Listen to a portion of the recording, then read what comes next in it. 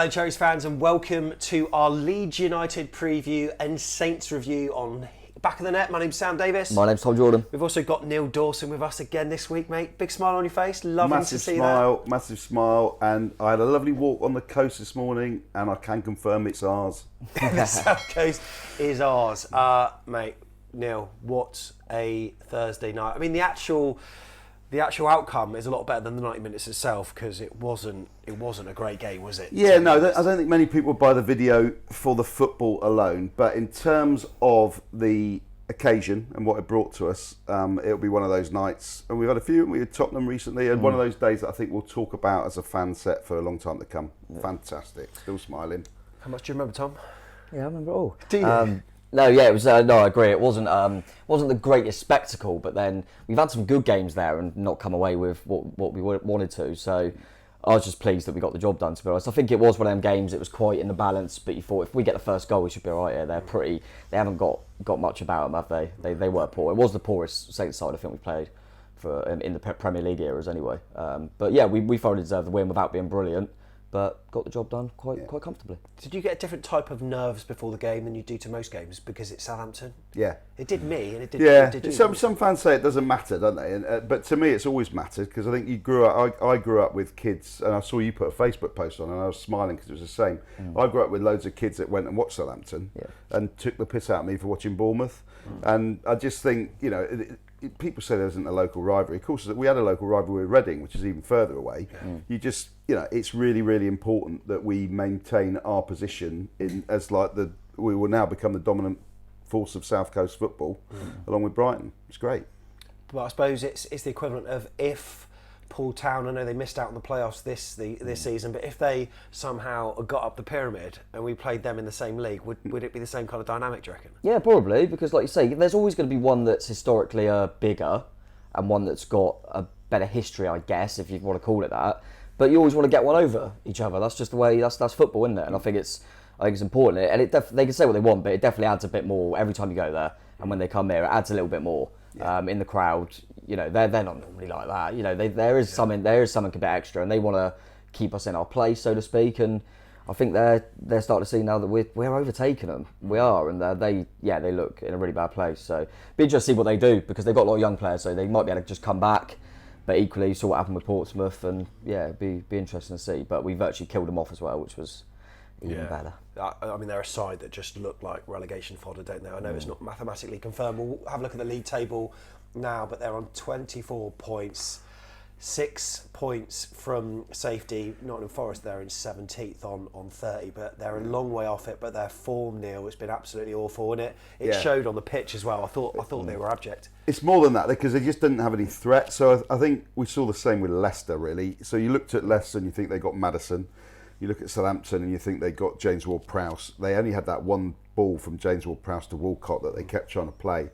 So you never really were sat there like you have been against West Ham. I thought every time they attacked, they were going to score. Yeah. You just didn't feel like that against Leicester and Southampton. So you fear for sides like that because you think, how are they going to pick points up in the next few games? Yeah, and that's the difference because I think them two sides, and then probably add Wolves to that in terms of. But the difference with Wolves is they can defend, and I think Southampton and Leicester kind of struggle to get clean sheets. So, they haven't got a good balance there at all. But they've got some all right players, but they don't. Yeah, they just don't look right. And like you say, it's easy in hindsight because obviously in the moment you're worried every time they get the ball. But really, they didn't cause much threat. They don't. What surprised me is they had quite a few corners. Didn't really put them in the box. They had a few short corners. The first three were short really corners, bizarre. and for a team that have conceded as many set pieces as we have, why would you not? And they didn't bring the big man on, did they? Well, they all start him. Mad. I can believe it. He was in the crowd against West Ham, the Southampton manager as well. Yeah, it wasn't like the football fans. It wasn't like they had a great forward line. No. So why on earth you wouldn't start him? I do not know. And why would you not put balls in the box? Because you just watch Bournemouth and think if we get an early cross in and he plays and he scores, our crowd's going to be up. Their crowd will be down. Their players will be, just madness. But thank God. Yeah. Really, Neto wasn't overly worked. I think he had a couple of saves maybe in the first half. That one at the near post that he used his feet to clear. Post and stuff, but other than that, they they didn't even look like a team that was going for it either. I think they knew the writing's been on the wall for quite a long time, and it just reflected in the atmosphere as well. It was quite a poor atmosphere. Bournemouth fans I thought were good as well, though. Yeah, we were good. But yeah, like you say, I think it did feel like they think they're just going for the motion. They're trying to get the season done. They don't. Yeah. They didn't look like, right, if we win this, we're back in it. They just didn't look like they had enough about them at all to be able to take the game. I just don't think they're actually good enough to take the game to teams at the moment. No. So yeah, they really struggle, and then that reflected in the atmosphere. Like you say, everyone's a bit flat and just kind of ready for the next season. But yeah, as we said, I just thought after the West Ham game, just chuck some balls in the box, because up here as well, Bournemouth players are going to be a bit like, we don't want crossing the box. It's all, everyone's talking about the set pieces. Just chuck balls in, and you never know what's going to happen. So that did surprise me that they didn't just go a little bit more direct and try and get us that way. But they had a spell at the end, didn't they? Yeah. When they brought on Adams and Armstrong, and I don't know why they didn't start, because in certain games recently against them, they've looked like they're better players. Yeah. But I guess they got a reason for that. But certainly when they brought those two on, they looked a lot better. Adams is just a little bit more of a sniffer in the box. Yeah, he is. So always a little bit more worried. And he was a toenail away from equalising, wasn't he? So, which I'm sure we'll talk about. Well, that's it. So we did deserve the win on the balance of play, but we won't go through chronologically. But it felt like the more the game was going on, the more that we were inviting it on. Yeah. And for it to culminate in that VAR game at the end, I mean, bloody hell. I mean, it was great. We've deserved one, haven't we? We said about the Tottenham one how we looked like we threw it away and then we scored, and that's a great moment. But that felt like we'd won the game, didn't it? At that moment, it felt like we scored a goal. Yeah. And obviously you can't, especially when you're in the stadium, you can't tell if it's offside or not. Yeah. But the longer the wait goes on, the more you think it must be close. Yeah. It must have a chance here. But that's where, go for the fine margins shout again, but that's what happens, because if Dango doesn't do a bit of magic at Tottenham, and then that VAR, if Adams is just onside, we look like we've thrown it away twice again. Yeah. So it's very, very close. But maybe you'd say we've had a few where we've thrown it away at the end. Maybe we've earned it to go the other way now and again. You're not going to, I think Gary said it once, it's not going to always go against you in the last minute. No. We've probably earned that. And I think in the Tottenham game and in this game, we earned that to ride our luck actually a little bit. I felt Leeds was, where we lost it, that was completely different. Yeah. I felt we deserved to see that one out. The beautiful thing about that VAR decision for me was no one was expecting a VAR decision. So it's not like, when a centre forward gets put clean through and you think, oh, he might be... Like Dom in the first half. Yeah, he might be offside. So you always think there might be a chance. With that one, because it happened in the box, to me that was an equaliser all day long, which is why it made it so brilliant that when it went to VAR, because you thought, well, they've got to have seen something. Yeah. It's not just a generic kind of... Have we ever celebrated a VAR decision like a goal before? Dan Gosling? Oh, yes. Good shout. Chelsea. Good shout. Yeah, they'll be the two standout VARs, won't they, them two? Because it's not often you cheer a decision as much as you do a goal. Yeah. So. They seem to care in the moment when they were trying to climb over when they scored a goal. I saw that.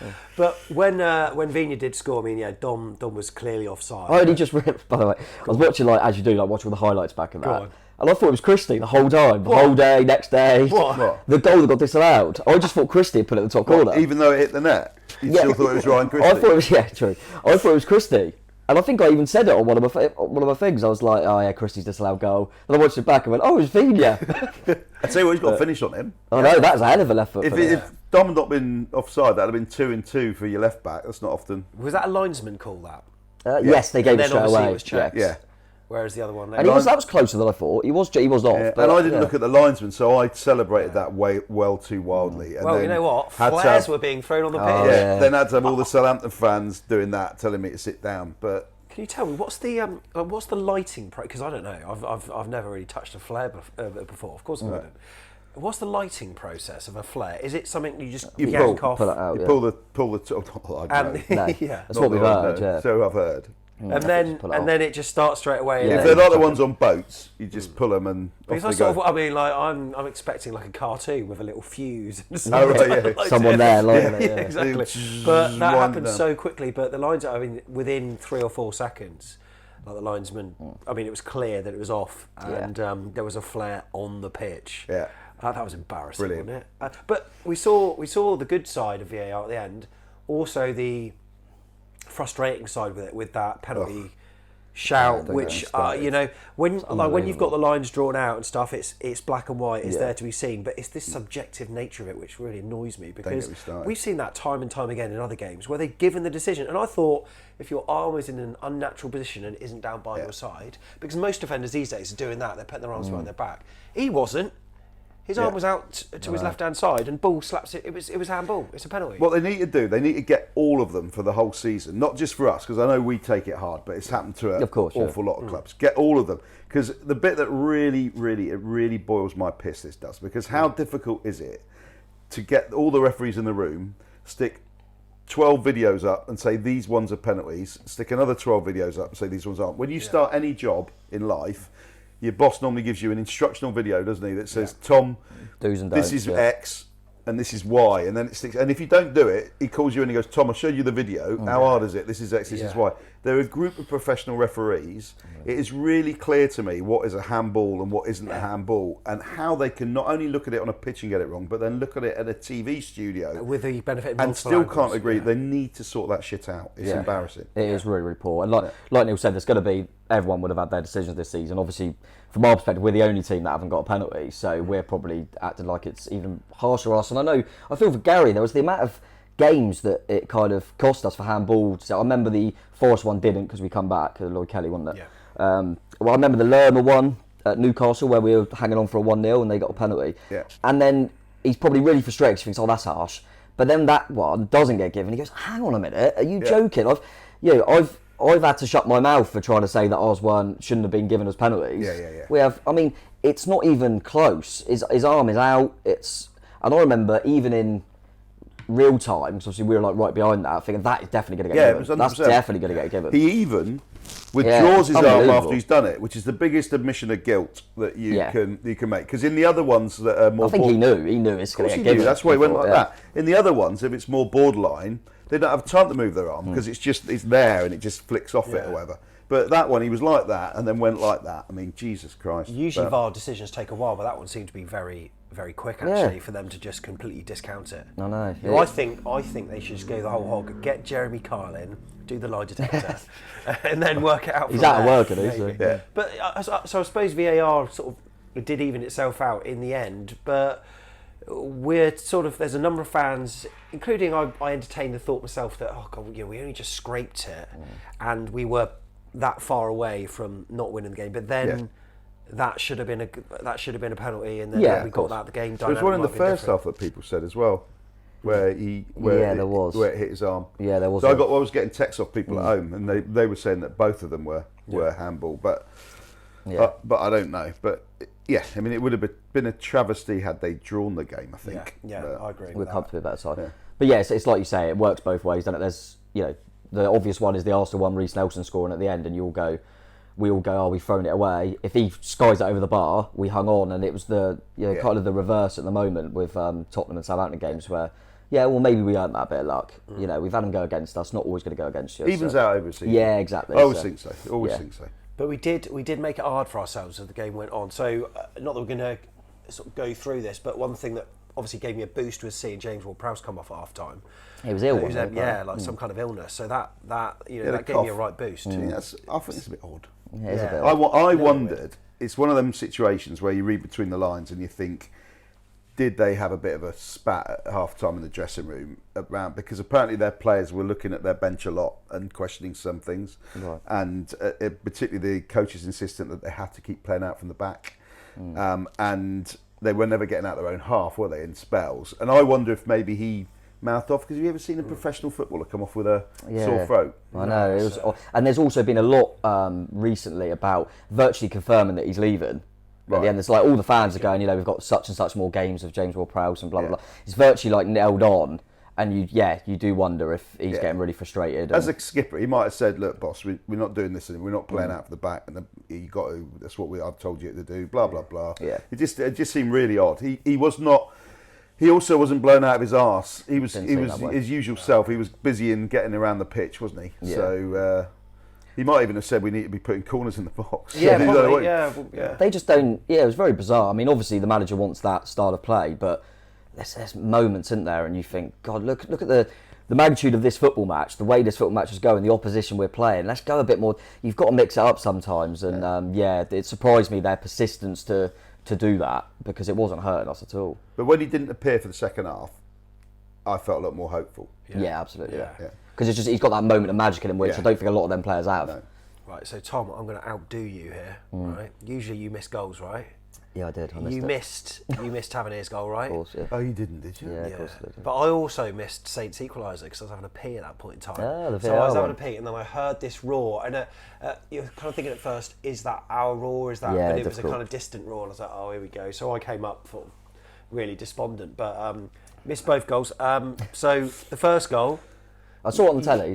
yeah, you saw it. Yeah. It's like It's it's probably about 10 seconds behind, something like that, on the telly. So you hear the roar, and then you look at the telly and just hopeful, like, can they break from this point? Probably not. It's probably us. Yeah. There was a few of us down there, so that was good. Just ran straight back out. But yeah, 50 minutes is kind of my little tipping point. We score so many in that time as well. I don't know what I'm doing. Well, you know what? If it works, If it works, Tom, Yeah, I don't care. Yeah, Marcus Tavernier again. What signing he's turning out to be, and it was a bit of a squirmed finish really. But he cut in. He was feigning to shoot. He didn't. He carried on his run. But then he just got something on it. I don't know if it got a few touches on the way, but it bobbled across the line and. It was an action replay style goal in terms of it went in very, very slowly. You can hear that. It's quite funny when you watch the alternate angle and you watch the goal back. Yeah. You get that where the crowd. It's almost like a delayed reaction because it was almost like kind of ball moving that slowly actually go in. And it just nestled in the bottom corner, perfectly placed. I think it might have got a tiny flick off Christie, we thought, because we were right behind the goal. But it was Tavernier's goal all the way. But he was, it was superb. But you have to question Bednarek, whatever he's called, defending. He didn't make any attempt to stop the shot. But what was that chicken celebration all about? Is there a story behind that? No, I'm not sure. Don't know. There must be something. Yeah, he was doing that. There must be something in it, but I'm not sure. But no, it was really good to see him. My worry when we play that kind of way, and he's obviously Smithy's out, Tavernier's virtually that wing back role, is I think, we kind of stifle him a little bit because I want him further up the pitch to impact the game. So when he's popping up there still in that role, that's a really promising sign because you want him in them areas. But fair play to Gary O'Neill, not a sentence I've said very often this season, but fair play to Gary O'Neill because he's got his wing back. Finally, we've got a coach that they're not plays fullbacks. Five at the back the correct way with two attack-minded players who don't feel like they have to get back at every opportunity. And that's the thing, they are attack-minded. Yeah. So if you think Vigna and the only two players who put the ball in the net during the game, other than Che Adams, was Vigna and Tavernier, both of whom were wing backs. Yeah. So. Tavernier. Tavernier. Yeah, what is it? Tavernier, Tavernier? I don't know. Tav. Well, I used to call it Bombardier, that drink. Because you thought you were drinking posh beer. Yeah, that's right.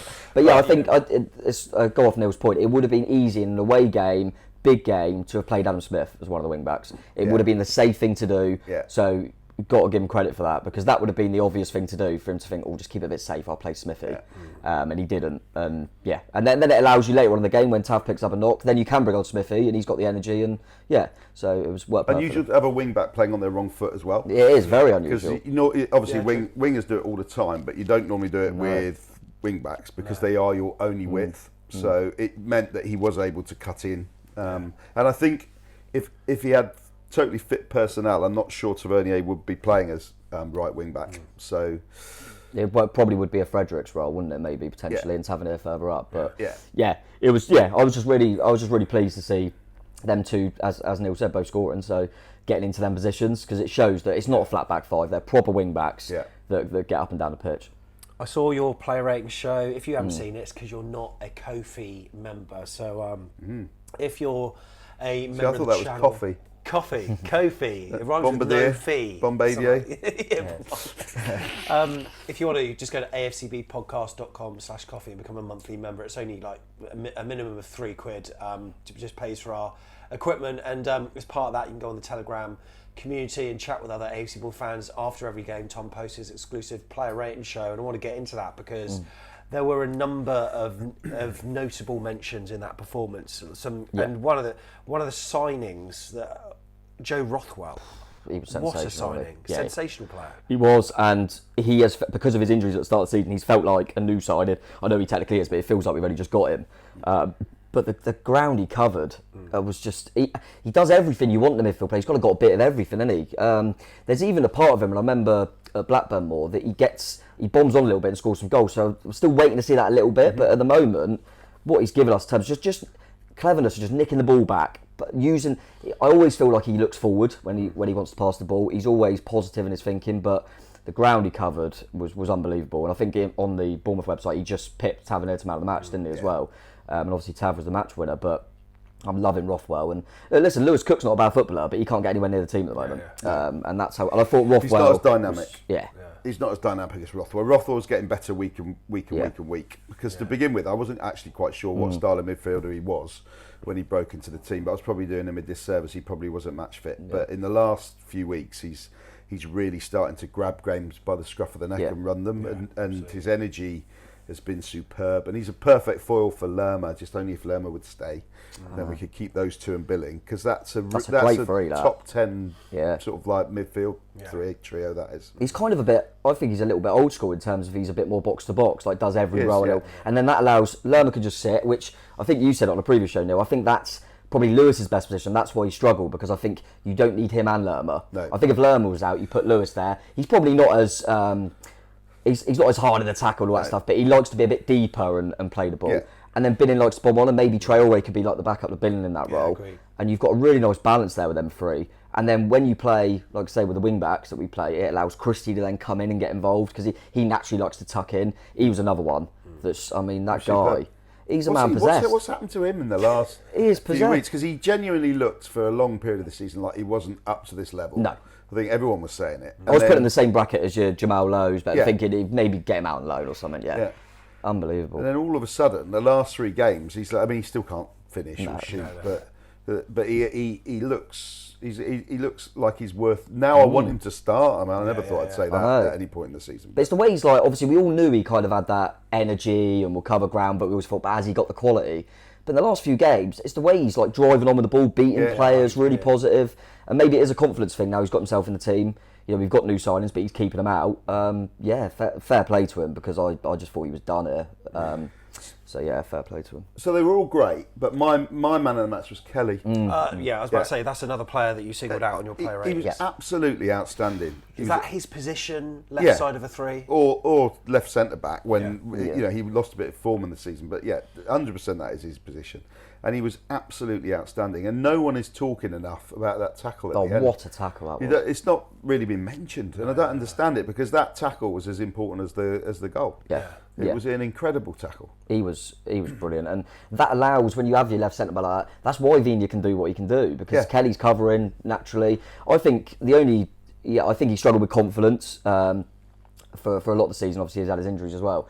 But I think I mentioned it on the player rating show that sometimes I think is his inconsistencies because he's had an inconsistent role. Yeah. So he's having a few good games, say at left centre back, and then he's playing full back today, right? And he's always doing all right, but I wonder if sometimes he's having a different role all the time. So to expect consistency from someone who's doing a different job week in, week out is probably a little bit harsh from our point of view. But you know, he's had some stick this season, and fair play to him. He was unbelievable. I mean, he looked like the centre half that I thought we were getting. And there's some games where I think he's Nathan Ake-esque at times. Yeah. And then there's other games I think, what's happened to him? Yeah. And it almost does feel like a bit of a confidence thing. Like if he makes a few mistimed passes early on, it's like it just shoots and he just can't. And hopefully he can just kind of get that out of his game and show that we should give him, I think we need to get behind a bit more. So we love him, because he was. Well, I've never not. There's only a few idiots, but I've never not. But there's another crucial thing about Kelly playing either as a centre back or in a back 3 that's really important. I think gets missed, is that because he's quick. Yes, pace. We move the whole defence could go up the pitch and sit on the halfway line, and that's why we saw against Tottenham, who were a very good side on paper, and against Southampton, those spells where we boxed them into their own half. When you play either Senesi, Mepham, Stevens, or any of those combinations, you have to be deeper. You have to sit deeper. Yeah. It's not their fault. It's just they're not naturally quick players, and that means that everything is stretched out, and you don't get any of those little interplays, and you don't box sides in. True. So if we don't play Kelly at centre back, we have to sign a quick centre back. Yeah. And I don't know the Ukrainian guy. I'm not even. If I can't say Tavernier, I'm not going to. Zabani? Yeah, you can't. I'm not really sure if he's quick or not. Do you know what I mean? Because we haven't really seen it. I mean, give him a bit. Obviously, he came on because it looked like. I mean, I think Gary said that Senesi had obviously got the yellow and also was a bit cramp and stuff. Because Zavani come on relatively early for a centre-half I was change. just looking at it Nervous. now, the match timeline, 68 minutes. Yeah. That was the I don't first remember of him our doing substitutions. anything. Yeah. But all I remember was him, few headers, few clearances, like just Yeah. was quite comfortable. But we were in our shape then. He seemed to just come in and do well. Be interested to see if he gets any more minutes during the end of the season or not. He But, will if we're safe. That's what I mean. Yeah, because he's obviously a top player. I mean, he's very highly rated, very young. Yeah. Coming in, but yeah, but also a quick mention to Celesi for that hour or so. Considering he's only just come back from an injury, I think every time he's come in, I like Celesi, and I quite in that three, like Neil said, with Kelly there with his pace, with him just being in the middle, I think he's quite comfortable on the ball. He's happy to go and attack stuff because he knows he's got the cover of Kelly in behind as well. So yeah, I liked him. So that is a strong three if you're going to play that way for sure.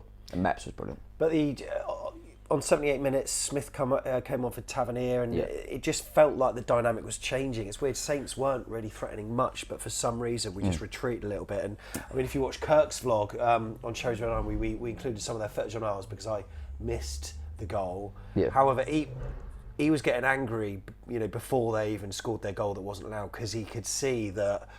The way they it was were developing. playing in our final third a lot more because of this change. And is that a bit of naivety from Gary O'Neill, or can you kind of see it from his perspective, like you just want to see the game out? So I got a theory on it. Go on. So if you think about Vina isn't 90-minute match Hang on, fit. sorry, what? What? We're Tavernier now. No, Vina. Vina. Oh, I thought you said Tavernier. We're merging them both. Is it That's good, isn't Vina? it? Is it Vina? Yeah, you're right. Vina, Vina. I think. We got a third pronunciation. Yeah. Vina Yes. isn't 90-minute match fit. No. So as with Tottenham, he was never destined to stay on that pitch for 90 minutes, and they were going to bring on. So they'd have brought on Smith, Yeah. and Yeah. Tavernier would have switched to the left-hand side. Yeah. So that's because exactly what would have happened at Tottenham, and then we'd have seen the game out. With Tavernier getting injured, he had to go off the pitch. Yeah. So and then Senesi's yellow card and his cramp had to go off the pitch. That meant that Vina had to stay on and play the whole 90 minutes, which meant that we then never attacked down the left-hand side, because I think they would have said to him, you can't go bombing up and down the pitch. You got to concentrate on the defence. So we lost that left side attack. Because he's virtually a left back then. Yeah, Really. and it was just that energy drop. All came from that. And I think to be fair to Gary O'Neill, had there not been the injuries, then we would still have had that energy, and we still would have been able to get up the pitch. Yeah, Vina would have definitely been. His thought process would have been Vina's going to come off when he tires, but because of, like you say, because of the injuries, we couldn't do that. But yeah, and I also think, at any level you play football, I think when you need a big win, you're winning the game 1-0 away from home, and the game's good. You naturally, it's not an instruction from the sideline all the time. You just naturally take a few yards back, and you've also the amount of energy they put in. They lost a bit of their energy levels, and because of the injury, Smithy is more of a defensive wing back than Tavernier is. It's just the way to get. I wouldn't be too critical on that. I thought they but we still look relative. I know there's the goal that got disallowed, but I didn't feel. It's always frustrating because you just suddenly start noticing we're going a little bit deeper and deeper, and because what we've seen this season. But I felt we coped with it okay. Again, I can't believe they didn't just chuck on a big lump and go a bit more direct. But still, Neto wasn't overly worked, and he did try to. So I thought right at the end he brought Kiefer Moore on for Slagia. People haven't realised that. The final whistle goes from their corner. They take a corner, we clear it. The final whistle. Moore heads that ball away. And little things like that, I think he thinks they're just good. The only chance they've got now is a few steps. Chuck Moore on, he might win a header from a corner. He did that. And even take Billing ran his race, where he just chucked Watara on. That's not a defensive change. That's just an energy change. In it to just try and that's one to try and keep us up the pitch. He could have brought Lewis Cook on for Billing. But he brought Watara on because he was trying to keep us up the pitch. So I wouldn't be too critical on that. I think sometimes, as you say, with energy levels and the way the game was, you're going to go a little bit deeper. And they were playing against a team away from home who were 1-0 down that needed to win to stay in the league. So if we're 1-0 down at home, we expect us to have pressure. Yes. We get annoyed if we don't have pressure. Even if we're playing, Liverpool, we'd be annoyed. So we can't expect to be in the reverse position and dominate a game. Would be my team. So what was this I saw about Gary O'Neill and some kind of contract extension or something? If he keeps us in the Premier League, I thought Alex Crook might have tweeted that out or something like that. I think Chris Temple then said that as well. It was from TalkSport. But your thoughts on that, and where are you at with Gary O'Neill now? Where's your? That doesn't surprise me at all. He's gonna, when he got the short deal, you're probably thinking, well, it's got to be something if I do the job that you've asked me to do. So I get that. I think it's one of them things. If we were to stay up now, which it looks like, hopefully we should do, that it might be a case of, well, we'll just get behind him and see what happens. I mean, it's a difficult one, isn't it? Because I think from the outside, everyone's going, manager of the season, like, look what he's done at Bournemouth. I think we're not behind him, are we? Not behind him. No, I want him to do bloody well. And I think he is learning on the job, and I think he is getting better with every game. And it doesn't surprise me he's learning on the job. I've never had a problem with Gary O'Neill in a sense. It's more been, I can't believe he got the job. But because he's learning on the job, but he is learning on the job. It's a weird one. I think from the outside, people are thinking, going a little bit too far, like it's this absolute miracle to keep Bournemouth in the Premier League, when Neil said it a few times, our squad costs more than Brighton and Brentford. Everyone's going, yeah, but Bournemouth were predicted to come in the bottom of the league. Well, so were Fulham. You know, we've got a good squad. They look at the team name rather than... They just look at Bournemouth, little They Bournemouth. look where you come from, yeah. And they think, for Gary O'Neill to have kept Bournemouth up is a miracle. Whereas I think if you watch this every week and you know the squad we've got, it's not as big a miracle as people are making out. Having said that, some of the stats, 3 away games in a row, first time we've ever done that. Eddie never did that. It's a really, really impressive achievement. And the form at the moment, when we needed to get results, it's been brilliant. So yeah, you can't argue with it. It'd be really 4 in the last 6. Yeah, it'd be really interesting to see how we do in the next fixture, because I do think them home games where we're asked to unlock a little bit more is where we've struggled. Yeah. But Leeds should be a game that suits us. They're going to go for it, and there should be gaps. And it'll be interesting to see how we set up, and if we've learnt from a few of them home games where it's just got really flat early. Yeah. But yeah, I don't know what you think, Neil. But No, and I think, well, if you talk about the extension, first of all, it makes economic sense, because I imagine he's the lowest paid manager in the league, so he isn't going to be on a lot of money. And if by staying up he's triggered 120 million, us giving him an extra year on his contract, even if we want to move him on, it'd still be less than $1 million, I'd imagine. Yeah, exactly. You'd have to pay him. So from an economic return on investment point of view, it makes complete and utter sense. I think, like you said, Tom, he's learnt on the job. Clearly, he's starting to do things now that, thank God, he's doing them. I would like us to see us dominate a side at home. We've not. Yeah. We're still playing better away. I think at home we tend to play with 20% possession, and we might get a win like we did. Like we did against Liverpool, and we were, Fulham had more possession than us. It would be nice to see those periods of play that we saw either side of half-time at Tottenham, Leicester, and in the first part of the second half, not that you saw it against Southampton. It would be great for us to play like that for like 45 minutes at home, because I think it would get... Sustained pressure, and it would get the crowd, wouldn't it? It's really interesting. When was the last time we had a manager where the crowd didn't ever sing the name? Yeah, a long time. Yeah, and I think that tells you everything you need to know, really. In that we're glad he's done what he's done, but he's not a fan's favourite, because otherwise we'd sing his name. Yeah. We used to sing Kevin Bond's name. Yeah. Scott Parker got it as well, didn't he? So I think a lot of, obviously I can't speak for everyone, but I think a lot of fans, I'd use the word like kind of unconvinced at the moment. Kind of, I want him to prove us right. And there's times, there's little moments in games where you think, oh, that's good. I get he's got something there, and I've never said that the players aren't playing for him, because they look together, they look good. You've got to give him that.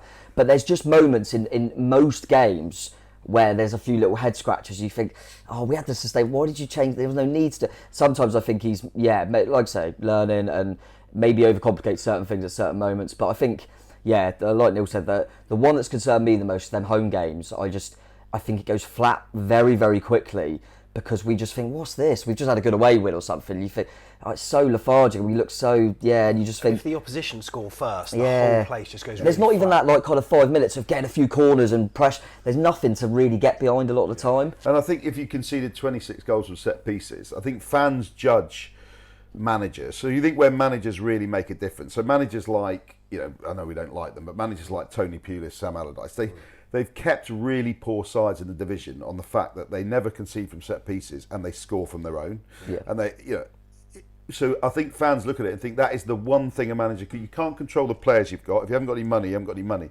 But you can't make them dribble past De Bruyne. But you can win set pieces and defend set pieces. And I think the fact that we do that so poorly in both boxes has raised question marks about the coaching team's ability to influence what's quite a major part of the game. So, but the trajectory is good. Yeah, and that's all you can ask for. Yeah, you can't argue with that. It certainly is. So we've got Leeds arriving tomorrow. That's Sunday. Bank holiday weekend, eh? What could Bank go wrong? holiday.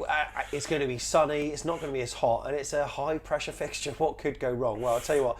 Those are the days of the past. I hope, but well, there's tickets now. Yeah, that's right. So in those There are days, it was tickets if you can get there early enough, you can get in. Yeah. So you get 20,000 Leeds fans come down for an end that holds 3,000. So But that's changed now. I was looking at their remaining games. They're not easy. No, they got a tough run.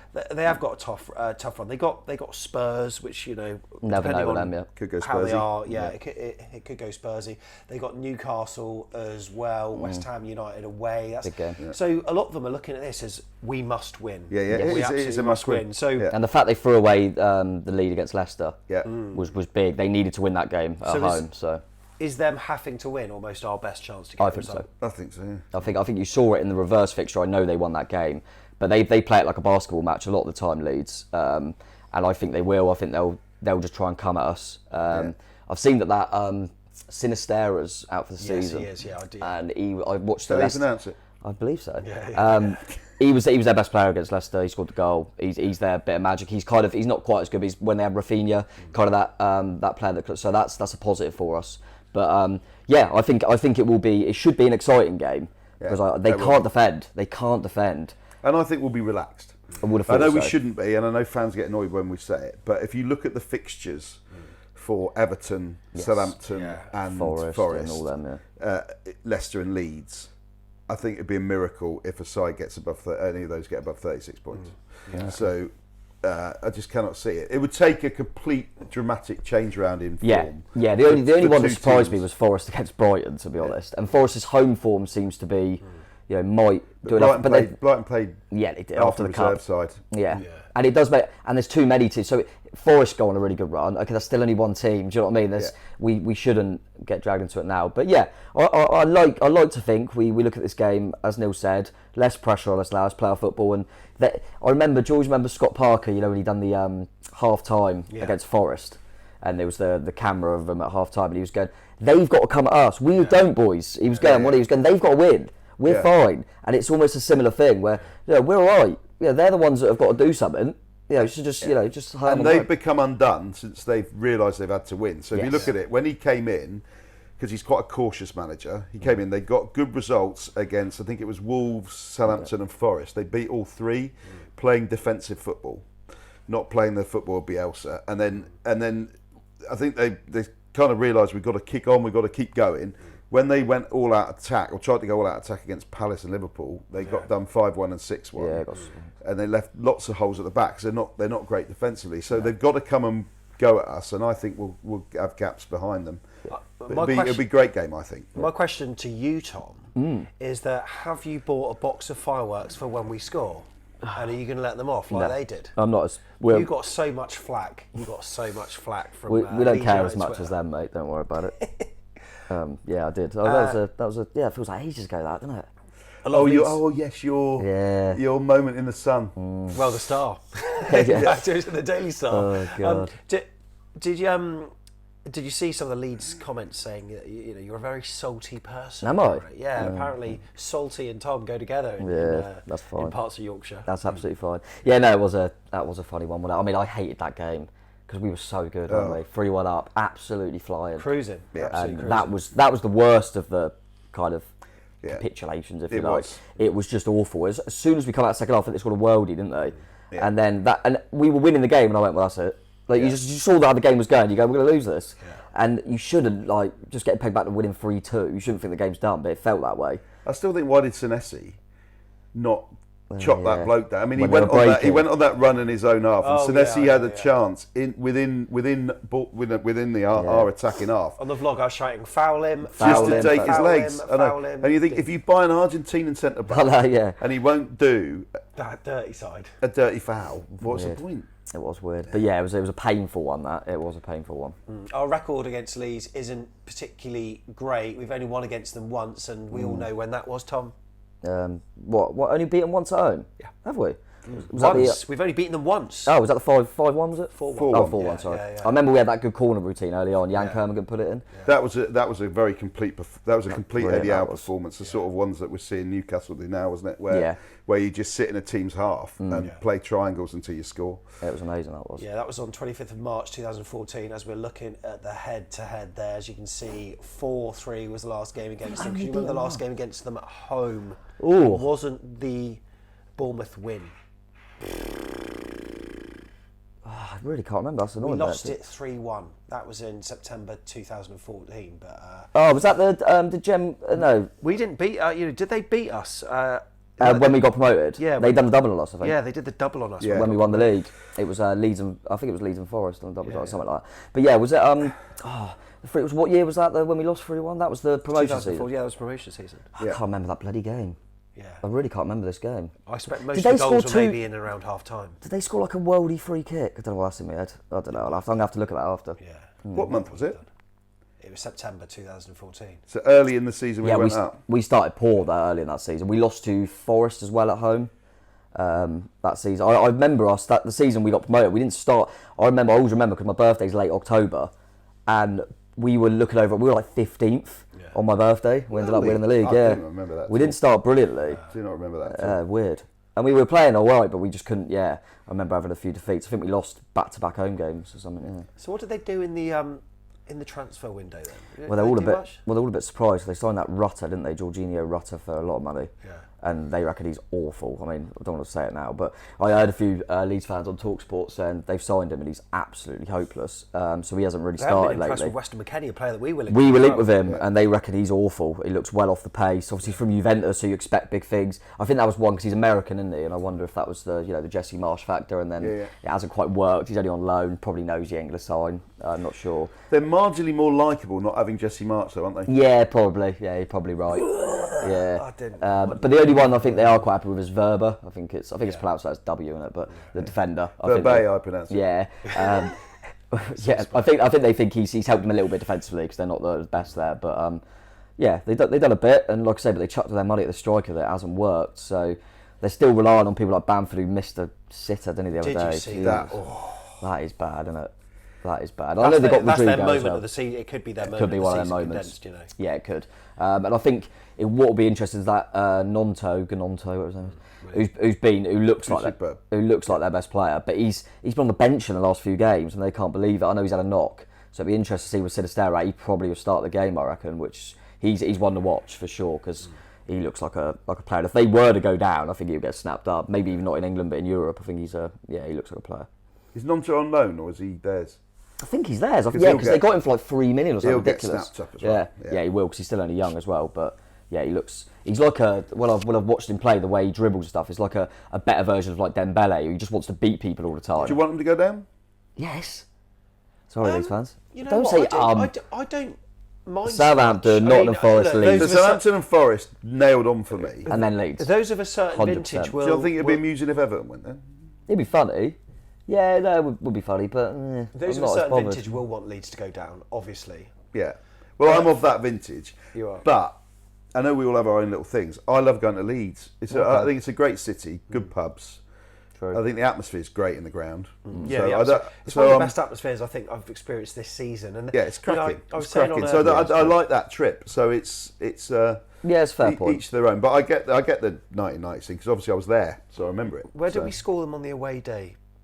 Yeah, they done pretty well. I think. They did. Yeah, because it is a good away day. You're right. Yeah. Although the pub closed down after we played there, the dry salt was like the things that Bournemouth do, mate. But yeah, I don't know. I agree. I could see what Neil said. I think obviously Southampton want to go down. Yeah. Forest, just for all the crap we get for the fans. Yeah, and I just hate get them gone. Yeah, I but just the hate other the spot, thing. I'm a little bit like I don't know. I quite like the irony of Everton and the divine right to be in the league, building a new stadium, bad owners. Yeah, I think with Forest they often hark back to their history. Yeah.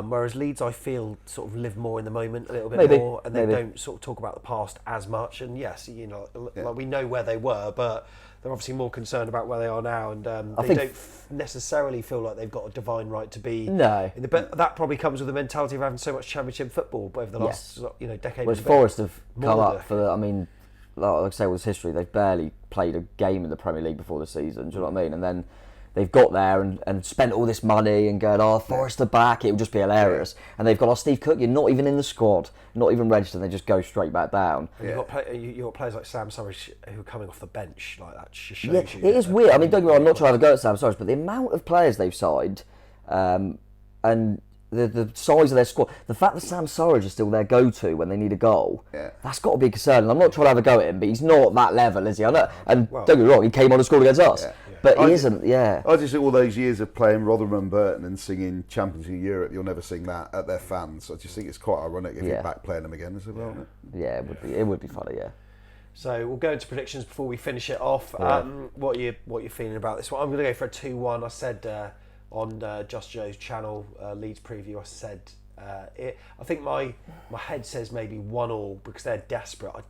I mean, they could sneak a win, of course, but I think it's our best chance to get something as well. But my heart's going for 2-1. Yeah, I predicted us beating West Ham, so I'm not going to do that again. I predicted us to draw at Southampton and we won. So I'll go for a 2-2 draw and hope that works out for me. But I do think there could be goals in this one. I know it's easy to say. Obviously, the last game was 4-3, but just the way they are, the fact that we will play with hopefully a little bit less fear and kind of go for it, I think it could be an exciting game. But I'm going to go 2-2, and really that's us done if we get a 2-2. Not that I want us to go into it. I think we can win the game.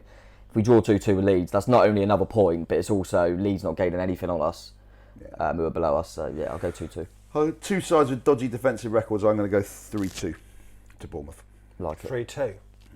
Love it. I think it'll be a good game. Well, fingers crossed it'll be a tasty game. Hopefully one that will grace match of the day 2. But yeah, gents, it's been a pleasure to have you on, Tom. It's been a good week. It's been a topsy-turvy one. We've had these highs of beating Spurs and then this kind of I know this is my concern. West Ham, and then every time we do this, I'm either I'm just like smiling away, or I just like every other one. That's my worry going into this game. But let's see. Obviously, we were so high after Tottenham, and then we had West Ham, and now we're high again. So let's hope it doesn't continue in that vein, and we can kick on from there. But no, I'm more positive. I think we can definitely get something out of the game, mate. Yeah. We've got 3 home games coming up, and I think the way we play in those 3 home games and the results will seal a lot about what we'll know we're going to have as who's coaching us for next year. Definitely. And stuff like that. So I think if the players are behind him, they'll go all out to try and entertain at home, and I do genuinely feel the pressure's off a little. Yeah. If Chelsea lose to Arsenal, which you'd expect, I know you don't know, away at Arsenal, Lampard would have lost every game, and then he's coming to us. So even though it sounds bad, done at Chelsea, a home game, you're not going to get a better time to play it, am I? That's right. So I'm more positive now. More positive. All right, Neil, thanks for coming on. Really appreciate it. Always a pleasure. Tom, as ever, cheers, absolute pleasure. In the tier list for Leeds, we said we can't complain. Let's hope we're not complaining full time on Sunday. Fingers crossed, a Bournemouth win. Thanks for watching. Remember to subscribe and like, and this guy's not doing the fan cams. You'll be pleased to know, Leeds fans. Maybe it'll be me, maybe it'll be Tiggs. I'm going to hide. At full time, check it out. An hour afterwards, we'll have our fan cams. And then the vlog, hopefully it'll be a happy one. Up the Cherries. Up the Cherries. Cherries.